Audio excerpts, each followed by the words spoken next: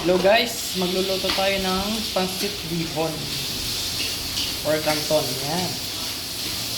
Yan ang ating mga sasahog. Yan guys. Ito pa. Ayan. Ihahalo natin sa pancit. Ito pa guys yung bihon. Ayan. Ayan guys, start na natin lutuin yung bawang sibuyas saka yung pork. Ayan. So yun guys, hindi pala sa pork. Ito pala ay chicken. Ayan, habit sa ating ilulutong pancit.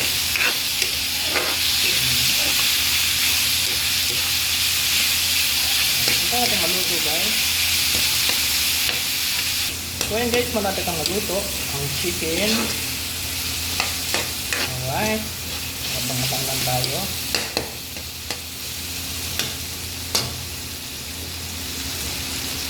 So yan, lalagyan natin ang carrots at saka yung bagu beans.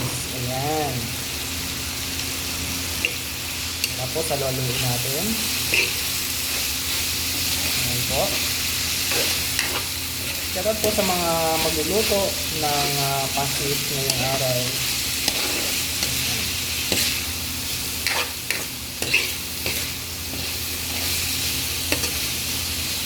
So kahit pa paano ay maghahanda tayo. Araw ng ating mga yumao sa buhay. Ayan. Ayan guys, talagyan natin ang toyo. Ayan. Halu-haluin. Ayan po. Ayan.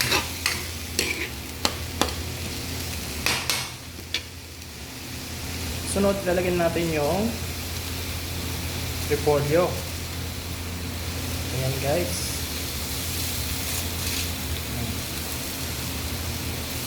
Sarap ng repolyo guys, no?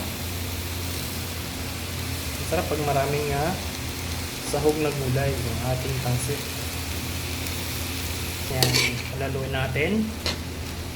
So, mamaya bago mag-alas 6 ng gabi guys ay magtitirik tayo ng ating kandila para sa ating mga yumao sa buhay. Ayan. Napakasarap ng pancit guys, no? Pag ganito ang sahog mo, maraming gulay. Ayan.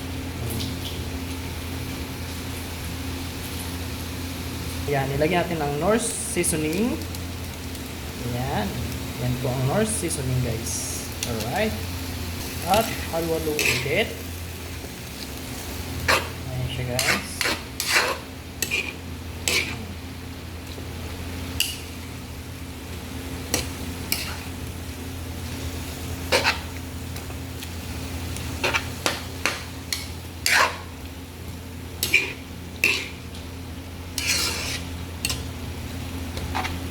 Okay, napakasarap guys yan, no?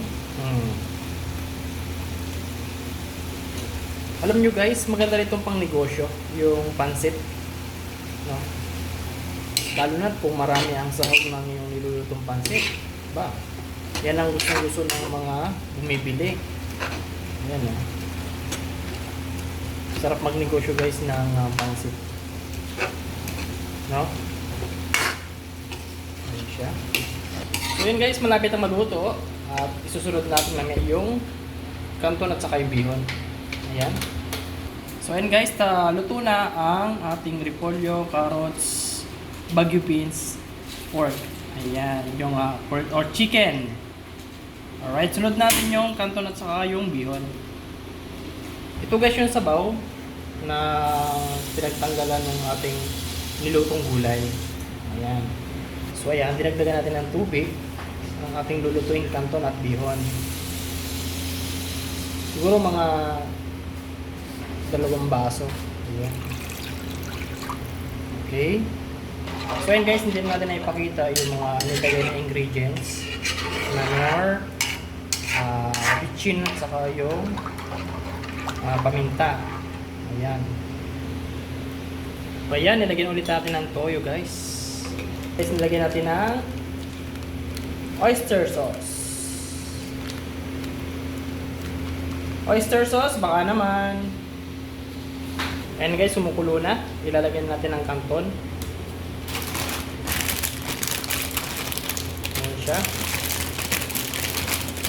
So ayan guys, nilagyan natin ng kanton. Ayan. So mabilis lang tumaluto guys ang kanton. Ayan. Sunod natin ilalagay guys yung bihon. Ayan. So antayin lang natin maluto guys ang kanton. At sunod na natin ilalagay yung bihon. Okay? Ayan ho guys, nilagay natin ang bihon. Ayan. O diba? Napakaganda guys. Oh. Wow. Ayan, haluin natin. Ayan. So mabilis lang yung maluto guys. Ayan. O diba guys, pwede nang pang negosyo. Ano pang hinihintay natin? Magnegosyo na tayo. Alright. So ayan guys, tapos na ho ating pancit bihon. Ayan o. So yun, maraming salamat po sa panonood. Huwag niyo pong kalimutan mag-follow sa Facebook.